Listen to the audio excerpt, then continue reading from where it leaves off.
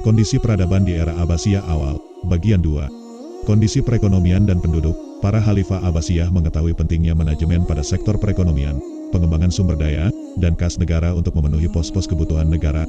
Khalifah Al-Mansur menyusun beberapa kebijakan untuk mengembangkan sumber daya. Di antaranya, ia membuat kebijakan baru yang menjadi acuan dalam mengelola kas negara saat terjadi pemberontakan melawan kekuasaannya. Ia juga memperhatikan tentang penerapan pajak di sebagian wilayah. Di masa Ar-Rasyid, kondisi perekonomian dan kas negara sangat sehat. Kualitas kehidupan masyarakat pun tinggi. Hal ini disebabkan surplusnya kas negara di Baghdad dan banyaknya sumber keuangan negara, di antaranya dari zakat, haraj, jizyah, logam mulia, perdagangan luar negeri yang menguntungkan, dan lain-lain. Dengan sehatnya ekonomi, dunia militer dan pembangunan pun kecipratan berkahnya. Belanja militer negara pun semakin besar, sehingga semakin kuat pula militer. Demikian juga pembangunan menjadi pesat dan kota-kota menjadi berkembang. Kota Baghdad, awalnya, di masa Nabi Muhammad SAW dan Khulafaur Rasyidun, ibu kota negara Islam adalah kota Madinah. Kemudian di masa Bani Umayyah pindah ke Damaskus, Suriah, karena basis pendukung Bani Umayyah ada di sana. Di masa Abbasiyah, ibu kota negara awalnya di daerah Hashimiyah, kemudian pindah ke Baghdad. Pemindahan ini terjadi pada masa pemerintahan Abu Ja'far Al-Mansur. Di antara alasan pemindahan ibu kota ini adalah 1. Pemberontakan Rwandiyah pada tahun 141 Hijriah atau 758 Masehi. Pemberontakan ini bahkan sampai mengancam jiwa Khalifah Al-Mansur. Inilah yang menyebabkan Al-Mansur berpikir serius untuk memindahkan ibu kota Abbasiyah dari Hashimiyah menuju Baghdad. Apalagi Hashimiyah bukanlah wilayah yang terlindungi oleh benteng yang kokoh. 2. Hashimiyah adalah ibu kota sementara dari Daulah Abbasiyah. Lokasinya berdekatan dengan Kufah yang merupakan pusat Syiah. Tentu hal ini menjadi ancaman serius bagi orang-orang Abbasiyah. 3. Keinginan pribadi dari Al-Mansur untuk membuat ibu kota baru sebagai legasinya. Ada beberapa tahap seleksi dalam pemilihan ibu kota baru, hingga akhirnya terpilihlah Baghdad. Di antara alasan yang membuat Baghdad terpilih sebagai ibu kota adalah 1. Baghdad berlokasi dekat dengan Khurasan yang merupakan tempat munculnya gerakan Abbasiyah. Selain itu, Baghdad juga dekat dengan wilayah Arab, dan jauh dari pusat-pusat konflik dengan Romawi. 2. Baghdad terletak di antara dua sungai besar, Efrat dan Tigris. Kedua sungai ini bisa menjadi benteng ibu kota. 3. Baghdad memiliki jalur perdagangan yang strategis. Letaknya di tengah Irak membuat kota ini memiliki jarak yang sama antara Basrah dan Mosul, dan menjadi pelintasan para pedagang Arab yang hendak menuju Syam. Kondisi ini menjadikan Baghdad sebagai pusat perekonomian, baik darat maupun perairan. 4. Jalur menuju Baghdad adalah jalur yang landai dan terbuka, memudahkan orang-orang Arab dan kaum muslimin untuk berangkat menuju kota tersebut. Al-Mansur memulai membangun kota Baghdad pada tahun 145 Hijriah atau 762 Masehi. Kota ini dirancang dengan bentuk melingkar, dikelilingi pagar benteng, dan memiliki 4 pintu kota. Pembangunannya menghabiskan dana sebesar 18 juta dirham, lalu nama Baghdad diganti dengan Darussalam. Namun nama Baghdad sudah kadung populer sejak dulu, hingga nama Darussalam sulit menggantikannya. Kota Samara adalah salah satu kota yang istimewa di masa Abbasiyah. Ada yang mengatakan Samara adalah kependekan dari surah Men Ra'a yang artinya membuat senang orang yang melihatnya. Sebagai gambaran dari indahnya kota ini dibangun oleh Khalifah Al-Mutashim Billah pada tahun 221 Hijriah atau 836 Masehi. Kemudian ia jadikan kota ini sebagai ibu kota menggantikan Baghdad. Yang mendorong Al-Mutashim menjadi Samara sebagai ibu kota baru adalah friksi antara dirinya dengan tentara Turki di Baghdad. Perseteruan tersebut mengakibatkan banyak jatuh korban dari penduduk Baghdad, terutama para wanita, anak-anak dan orang tua. Inilah yang mendorongnya untuk memindahkan ibu kota 60 mil di utara Baghdad. Kehidupan ilmiah, periode Abbasiyah awal adalah masa kebangkitan besar ilmu pengetahuan dengan berbagai macam cabangnya. Ini merupakan hasil dari perluasan wilayah Abbasiyah, melimpahnya kekayaannya, dan suksesnya perdagangannya, sehingga para khalifah bisa mengalihkan kebijakan mereka pada perkembangan ilmu pengetahuan. Dilihat dari sumber didapatkannya, ilmu umat Islam terbagi menjadi 2. 1. Ilmu yang berkaitan dengan Al-Quran, yaitu ilmu syariat. Ilmu ini meliputi ilmu tafsir, ilmu qiraat, ilmu hadits, fikih, nahwu, mantik, ilmu bayan, dan sastra. 2. Ilmu yang didapatkan orang Arab dari masyarakat non-Arab, yaitu ilmu-ilmu pasti dan humaniora, seperti filsafat, teknik, astrologi, ilmu kedokteran, kimia, sejarah, dan geografi. Di masa-masa awal perkembangan ilmu pengetahuan ini, masjid memiliki peranan penting dalam menyebarkan ilmu. Terdapat halakoh-halakoh keilmuan di masjid yang bisa diakses dengan mudah oleh masyarakat, khususnya ilmu syariat. Karena itu, masa Abbasiyah ini dinilai sebagai puncak perkembangan ilmu syariat dan ilmu dunia. Perkembangan ilmu hadits, di masa ini, para ahli hadits tidak hanya perhatian terhadap hadits Nabi SAW, tapi mereka juga mulai meneliti atsar para sahabat. Di antara Rijalul Hadith yang terkenal di zaman ini adalah Hamad bin Salamah, 165 Hijriah, Sufyan bin Uyainah di Mekah, 198 Hijriah, Waqi bin Al-Jarrah di Kufah, 196 Hijriah, Abdullah bin Al-Mubarak, 181 Hijriah, Sufyan Ats-Tsauri di Kufah, 161 Hijriah, Abdurrahman Al-Auza'i di Syam, 157 Hijriah, Abdul Malik bin Jurai, 150 Hijriah, Muammar bin Rashid di Yaman, 153 Hijriah, Saud bin Abu Urwabah di Basrah, 156 Hijriah, dan Malik bin Anas di Madinah. Buku paling terkenal pada cabang ilmu ini adalah Al-Muwatta yang ditulis oleh Imam Malik, Imam Darul Hijrah, Al-Madinah An-Nabawiyah. Ada beberapa kisah yang melatar belakangi Imam Malik menamai bukunya dengan Al-Muwatta. Di antaranya, diriwayatkan bahwa Khalifah Abu Ja'far Al-Mansur datang menemui Imam Malik di musim haji. Ia berdiskusi banyak hal dengan beliau terkait ilmu agama. Kemudian ia berkata, "Hai Abu Abdullah, tidak ada lagi orang yang lebih alim dari diriku dan dirimu.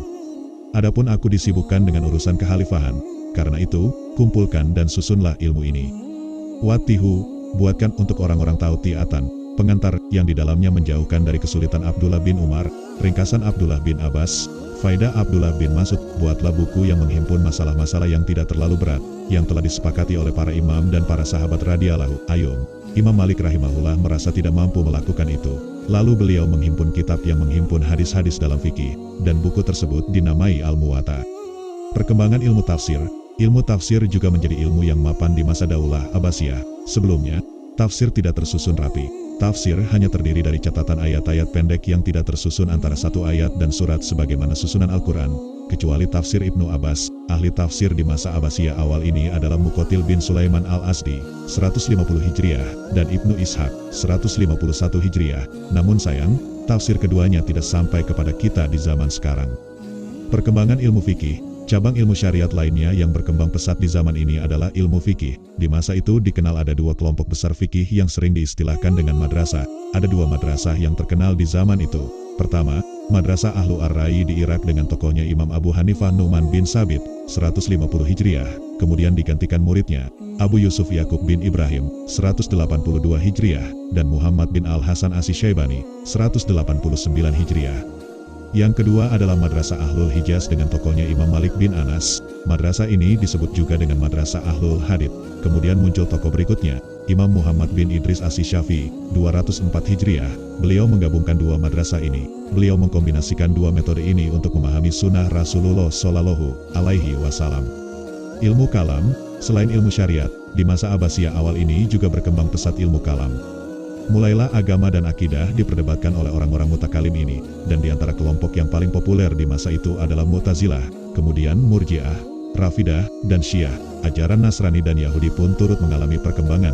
Tokoh Mu'tazilah yang paling terkenal adalah Wasil bin Atta, 131 Hijriah, Amr bin Ubaid, 145 Hijriah, Bisir bin Al-Mutamar, 210 Hijriah, Sumamah bin Ashdad, 213 Hijriah, dan Abu Hujail Al-Alaf, 227 Hijriah.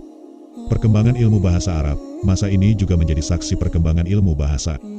Di antara ulama bahasa di zaman itu adalah Abu Amr bin Ala, 154 Hijriah, Half al-Ahmar, 180 Hijriah, Al-Ashmai, 213 Hijriah, Abu Zaid al-Ansari penulis buku An-Nawadir, 214 Hijriah, Abu Ubaidah penulis Naqaid Jarir wa Al-Farasdak, 210 Hijriah, Muhammad bin Salam al-Jumahi dan Hamad ar-Rawiyah, 155 Hijriah, Al-Mufdil ad-Dabi dan Abu Amr Asy-Syaibani, 206 Hijriah, dan Abu Ubaid al-Qasim bin Salam, 224 Hijriah. Dalam ilmu Nahwu ada tokoh-tokoh semisal Isa bin Umar Ats-Sakafi, 149 Hijriah, Al-Halil bin Ahmad Dialah yang disebut-sebut perumus sebenarnya dari ilmu Nahwu, 170 Hijriah, Sibawayh, 180 Hijriah, Muas bin Muslim Al-Hara, 187 Hijriah, Al-Kisai, 189 Hijriah, dan Al-Fara, 207 Hijriah. Penulisan sirah Nabi dan sejarah umat Islam. Kebanyakan ahli bahasa dan Nahwu juga merupakan penulis sirah Nabi Shallallahu Alaihi Wasallam.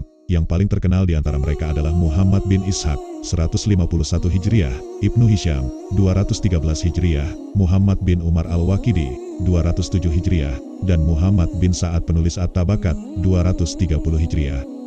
Penulisan sejarah juga semarak di zaman ini. Yang paling terkenal adalah Muhammad bin Al-Husain bin Zabalah dan Abu Muhnif Lut bin Yahya Al-Asdi, 157 Hijriah, Saif bin Umar At-Tamimi, 180 Hijriah, Hisham bin Muhammad Al-Kalbi, 204 Hijriah, dan Al-Madaini, 225 Hijriah.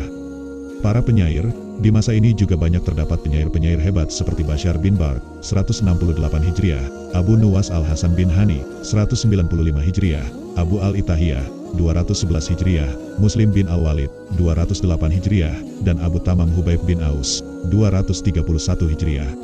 Sajak dan prosa, Natsr, juga tak kalah berkembang di zaman ini. Hal ini dikarenakan pengaruh budaya Yunani, Persia, dan India yang memang terkenal dalam ilmu ini. Cabang ilmu sajak dan prosa yang terpenting di zaman ini adalah khotbah dan nasihat, kemudian diskusi, surat resmi, perjanjian dan wasiat, korespondensi, dan sastra. Gerakan terjemah Harun al-Rasyid termasuk khalifah yang paling bersemangat dalam mengembangkan ilmu pengetahuan di masa Abbasiyah awal.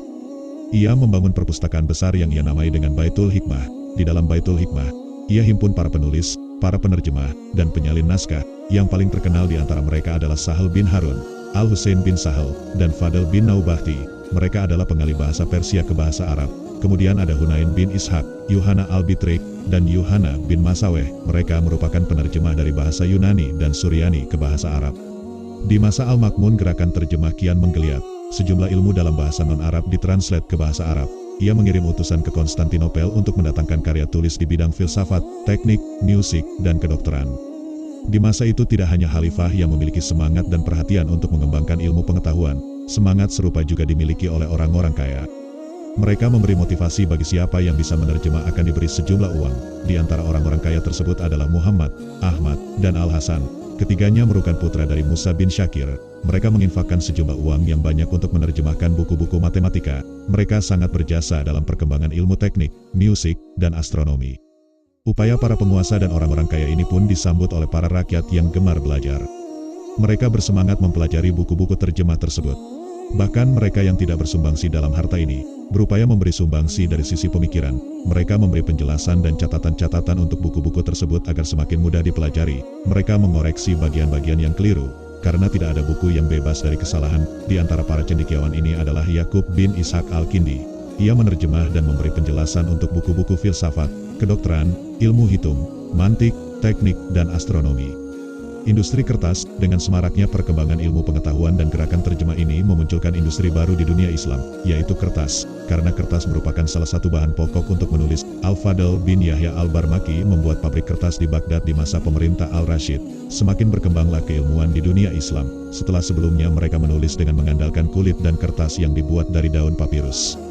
Demikianlah peradaban dunia Islam yang luar biasa memberi peninggalan yang berjasa bagi perkembangan ilmu, sains, politik dan budaya dari era kegemilangan Daulah Abbasiyah. Semoga bermanfaat. Wallahu a'lam bishawab.